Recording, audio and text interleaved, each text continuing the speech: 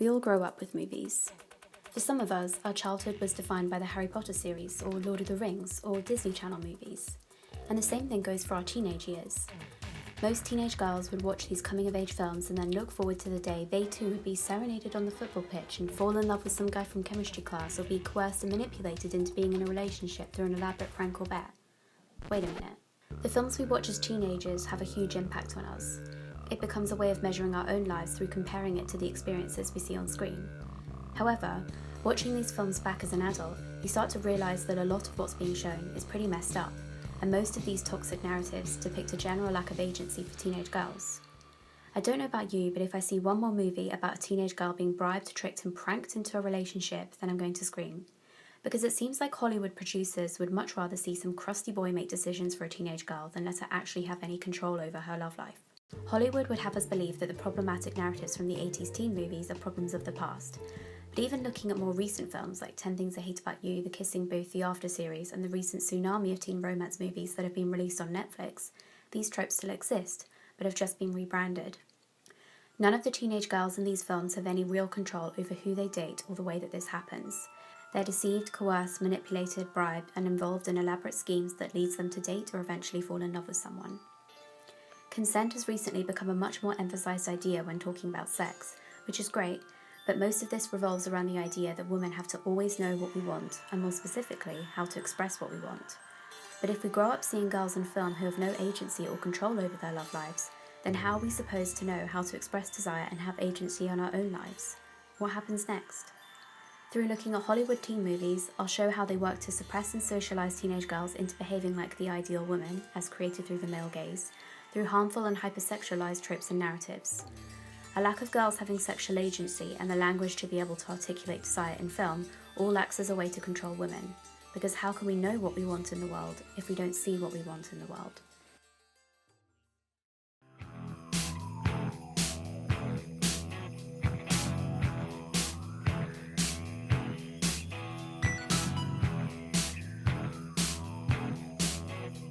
I don't think it's unfair to say that in general, people are fairly obsessed with the love lives of teenage girls.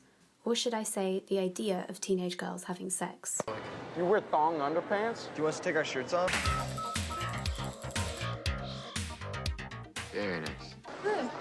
Push it slowly in and out. Gorgeous. I'm watching you.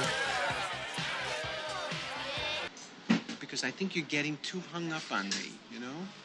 Wake the fuck up, man. It's a girls' running team. God damn. I want you. That's disgusting! But the thing is, even though we've constantly seen these hypersexualized images of teenage girls throughout film history, there's an unspoken rule that these girls can be sexualized by other people and seen as objects of desire, but cannot be sexual themselves. Because there are very different consequences for boys and girls when it comes to having and acting on sexual desires. We've seen boys in film having sex that is achieved through a myriad of different ways, whether through creating elaborate plots and schemes in order to manipulate girls into having sex, or through alcohol or bets or pranks or technology or good old-fashioned coercion. The male experience of sex is explored through every possible lens, with increasingly lucrative ways to achieve this, with the male characters being rewarded for their effort and creativity. It tells us that sex is a male experience, and it's their right to obtain this by any means possible.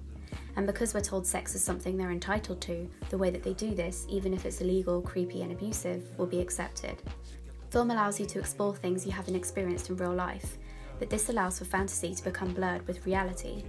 And these male fantasies have been seen so often that they've now been widely accepted as being true, only perpetuating misogynistic ideas about sex and telling boys that it's okay to do terrible things in order to have it. That you don't need to care about a woman's enjoyment and participation because at the end of the day, it doesn't matter. Reiterating the idea that men's lies about sex are prioritised and more accepted than a woman's truths. Harmony Korine, the writer of the 1995 film Kids, said it was powerfully unearthing divisive issues of the period concerning youth culture and boundaries. Some agreed with this opinion, giving it the status of cult classic and praising it for its gritty, raw and honest depiction of teenagers in New York. The film focuses on Telly, a 15-year-old boy with HIV, who believes that he cannot pass on the disease by sleeping with people who are virgins. The rest of the film follows him trying to sleep with as many underage girls as possible, with another character, Jenny, trying to stop him. Boys having sex for the first time is seen as the pinnacle of the adolescent experience, but we often see characters reaching manhood through the exploitation of women. In Kids, the girls are robbed of their childhood and autonomy by being manipulated into sex with the male characters. People argued that the film was providing exposure to a world that hadn't been explored in film, which begs the question, where's the line between exposure and exploitation? Some male directors have worryingly few qualms over showing graphic depictions of sexual assault, and the thing is, it seems like some producers would rather show this than show a woman having good sex. In my opinion, Kids is just another film exploring another male fantasy about sex, disguised as being exposure. If the film is made to shine a light on something, it should allow more time to understand the depth of the characters and the impact of their experiences, as well as treat them with more dignity. If they wanted to make an expository film, maybe they should have made a film about a girl losing her virginity and it being a great experience. That would have been groundbreaking. But in Kids, it mostly focuses on the abusers and feels laddish in the depiction of the boys' behaviours, showing these light-hearted locker room style conversations as they joke about what they're doing, which takes away from the weight of their actions. It didn't surprise me that it was written and directed by a man, because it feels exactly like that. An adult reimagining of adolescence in which they project adult situations onto children, all under the guise of creating awareness, using the AIDS crisis as a backdrop to add meaning to an otherwise sleazy and exploitative film. The only thing the director exposed is himself. So, what about girls in film that do act on their sexual desires? What happens to them? All you ladies pop your pussy like this. Shake your body, don't stop, don't miss. All you ladies pop your pussy like this. Shake your body, don't stop, don't miss. We're all familiar with the whole you'll have sex and then get pregnant and die trope, or the a girl has sex and then her whole life falls apart trope. This narrative has also been subverted in films like Raw and Jennifer's Body, with both plots being centred around teenage girls having sex for the first time and then becoming these disgusting, corrupted monsters, making fun of a world that mocks teenage girls and doesn't take them seriously, a world that thinks they are ruined after having sex and shames them for acting on their desires. However, this subgenre is fairly recent and modern, and before then, it was all too common to see a teenage girl having sex and then seeing something terrible happen.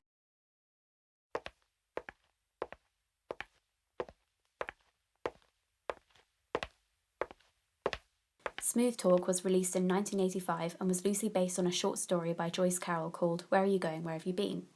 It follows a 15-year-old girl called Connie who experiences a sexual awakening, which suddenly gets very dark when an older man starts to take interest in her. The film shows Connie as she starts to grow up. She lies to her mother and goes out with her friends, starting to take more interest in how she dresses and how she appears to men. Whilst out one night, an older man starts talking to her, and the next day, while she's home alone, he shows up at her house.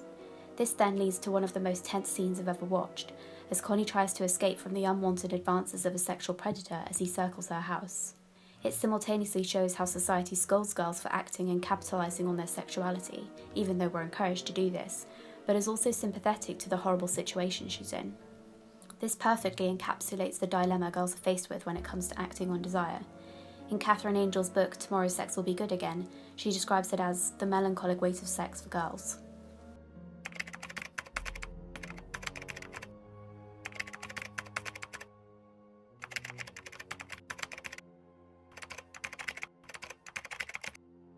Girls are punished for having sexual desires, and either way, the experience of sex is defined by negatives. But what about the girls that aren't allowed to act on their sexual desires? The good girl, angelic Virgin Mary trope is another one we often see in film, with films like Picnic at Hanging Rock and The Virgin Suicides. Both films depict girls who have had their sexuality repressed by their environment and the people around them.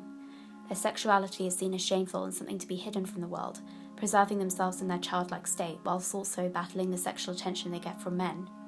In both films, their sex appeal is painted as being the antagonist of the story, as they try to deny this side of themselves when the world around them tells them that this is the only thing they are valued for. However, this is all very doom and gloom.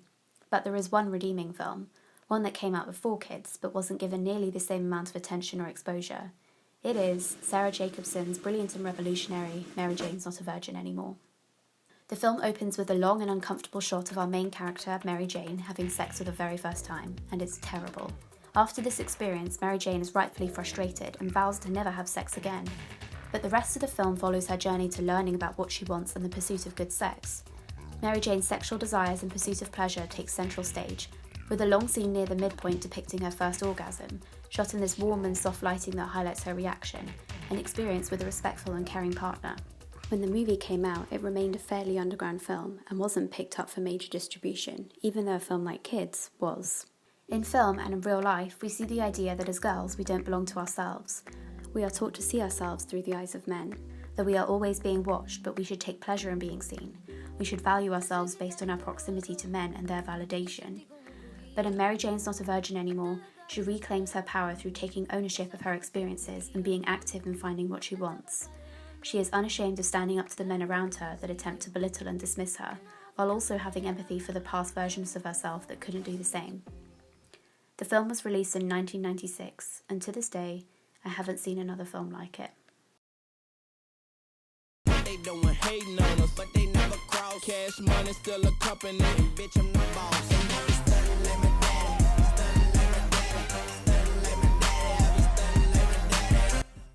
An all too common trope in film is one in which traumatized teenage girls are in relationships with older men.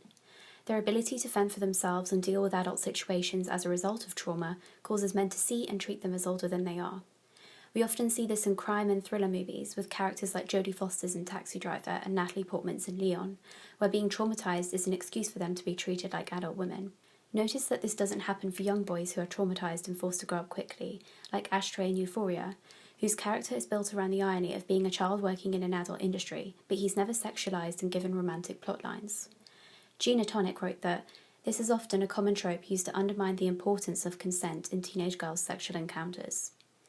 In film, this trauma is usually seen as a result of sexual assault or a strained parental relationship, usually coming from one parent in particular.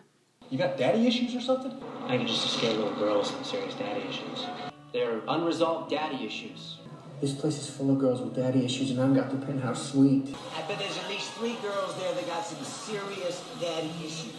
Great, because feet gross me out. Daddy issues. Great. About 5'2" to 5'7", lots of positive energy. Totally cool though if she has daddy issues or is a little unstable. Makes her easier to manipulate. That's disgusting! The fact that there's a name for the phenomenon of men failing as fathers and traumatizing their children is very telling, and you'd think that the men who traumatize their daughters would be to blame for these daddy issues. Instead, when a young woman has been failed by her father, it is portrayed as being her fault, as if she's the one that is overly sensitive for being affected by it, when in reality it's reflective of the systematic failure of fathers. Having daddy issues is used by men to make a woman seem crazy, easy to manipulate into having sex, desperate for male validation and either too emotional or emotionally stunted. Being traumatized gives young women more sexual capital, as men see them as more vulnerable and therefore easier to sleep with, abusing this vulnerability and seeking out traumatized girls. The teenage girl is put on a level playing field with the older man, as if they are equal in their pursuit of each other.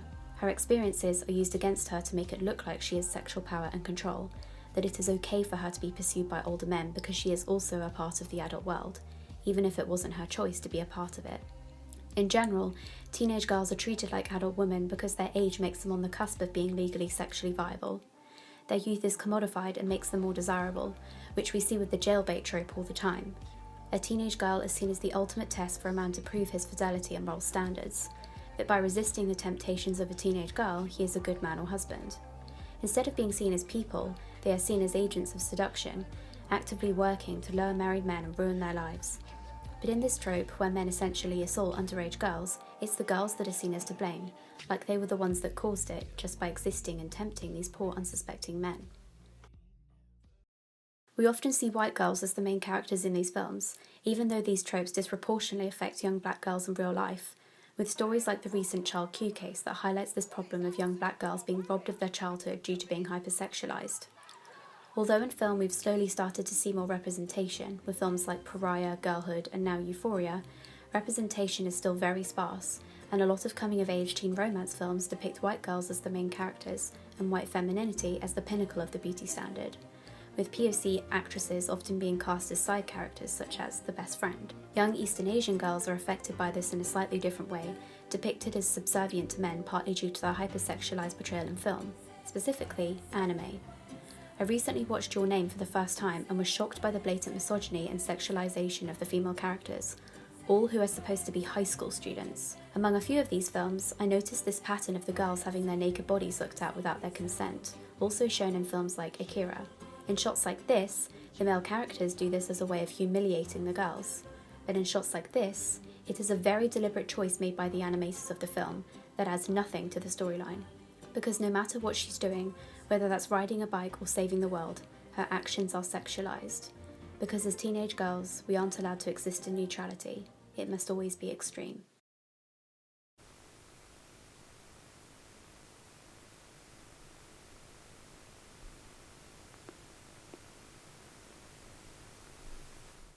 We don't see girls existing in the middle end of the spectrum, and we often see these girls' traumatic experiences used to justify their hypersexualization, their trauma being sexualized, with storylines such as Cassie's in Euphoria used to make her seem submissive to men, her entire character in season 2 becoming the caricature of the girl that has daddy issues.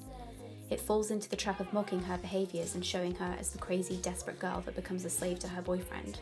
The teenage girls we see in film are either hypersexual or seen as ugly and defined by their lack of male attention. If we can see distinctly average boys achieving their wildest and most ridiculous dreams in film, then I think we need to see more girls doing the same, because let's face it, no one is that cool in high school. Girl,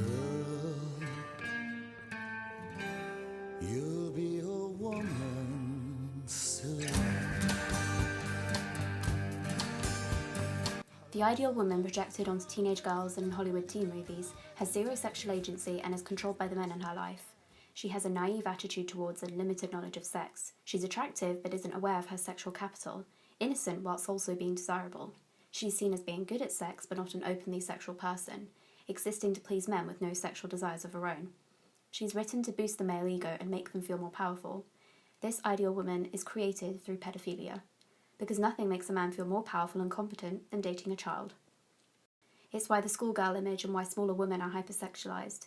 It's why young girls who have specifically been traumatized by their fathers are seen as more desirable.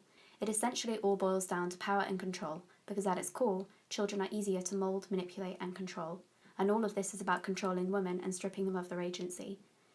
These pedophilic fantasies and desires are projected onto teenage girls, forcing them to have the love lives of adults whilst giving them the agency of a child, and their appearance being a mixture of both.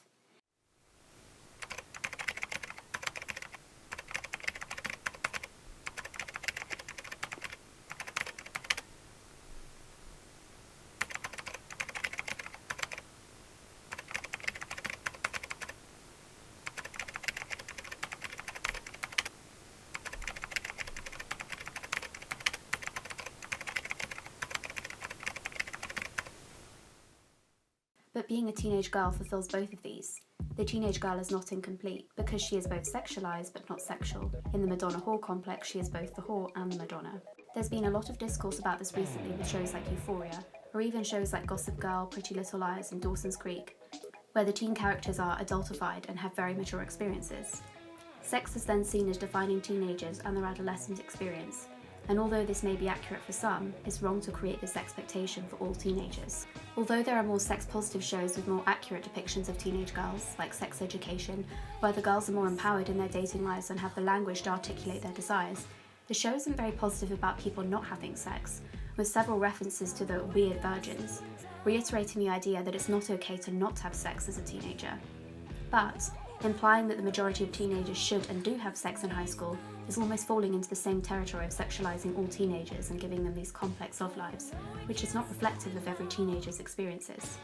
Not to mention teenagers that have mental health issues like anxiety, social anxiety, or trauma that makes it harder to have these experiences in the first place. These films create a norm and harms those that don't live up to it.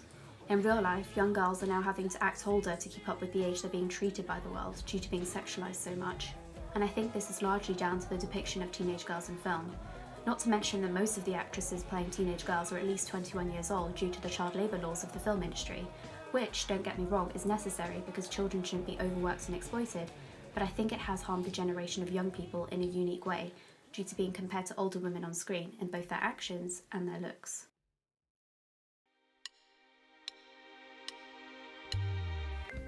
As a teenager, I would watch all these teen movies and beat myself up for not having the same life as they did. I didn't dance the Notorious Big on a table at a crazy house party. We didn't even have red cups at the parties I went to. I didn't make a giant entrance down a staircase at prom. I left early because I felt anxious and my shoe broke. And even though all of these experiences are perfectly fine and pretty normal, for a while I really resented my teen years because I hadn't had these experiences. It was only once I was older that I realised it was all a big lie, and most people didn't either. The looking glass self theory was created by sociologist Charles Horton Cooley in 1904.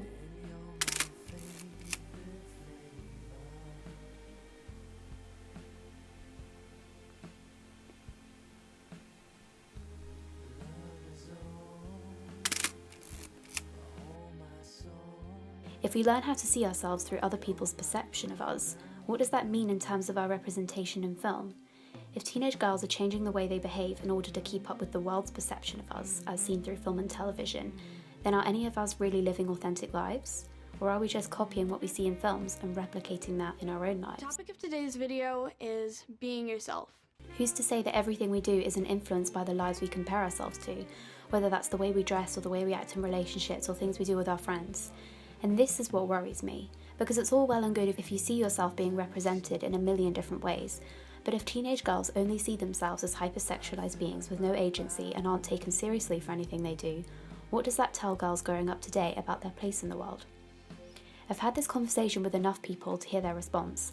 I've heard people say that girls just need to be confident and assertive, that we can collectively work together, and let me tell you why this doesn't work.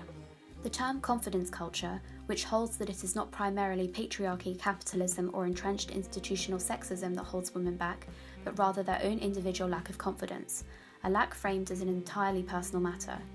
Encouraging women's individual power and assertiveness becomes synonymous with feminism. This tells us that confidence is the answer to our problems, without addressing the reason why girls would be insecure in the first place. If that wasn't bad enough, now we're going to be shamed for feeling bad about ourselves. In a world that literally brainwashes us into hating the way we look so that billion-dollar industries can profit off of these very insecurities.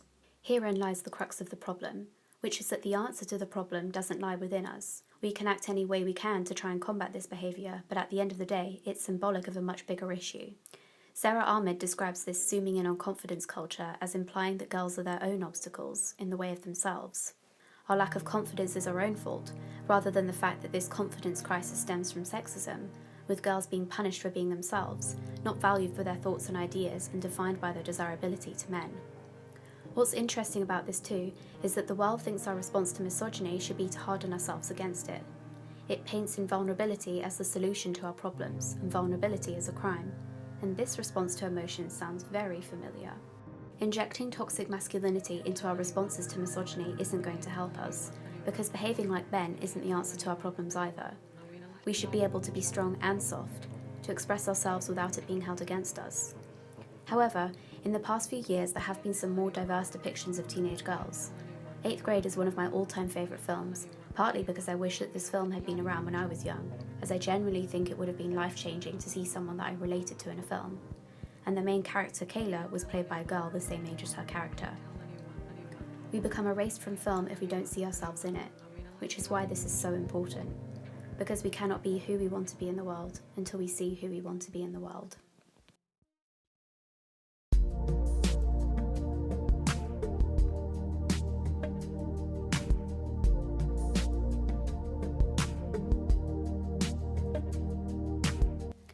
The use of these narratives works to erase our true identity from film in order to trick us into behaving like the girls in the movies, existing as the male ideal of ourselves. Through seeing teenage girls in films that don't reflect ourselves, it manipulates us into acting older than we should, causing young girls to feel pressured into growing up too quickly, feeling shamed for not having the experiences and looks of the older actresses they see on screen. However, when we do see more positive portrayals of teenage girls, the world tells us that these storylines are too narrow and that they aren't relatable, implying that all stories must be centred around men in order to be valued, that men don't care to see the inner worlds of young women. Because we can watch movies about rats and psychopaths and relate to that, but God forbid we see one about a teenage girl. Any movie centred around women is relegated to chick flick territory, which as a genre is dismissed and looked down on purely because they're movies about women.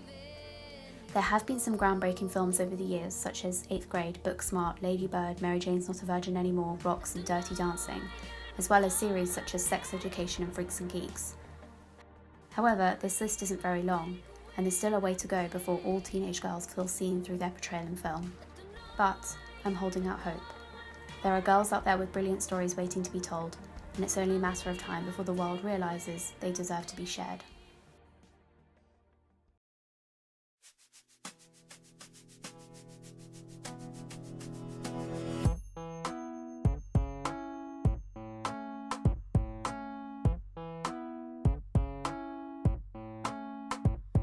I wake up every evening with a big smile on my face, and I never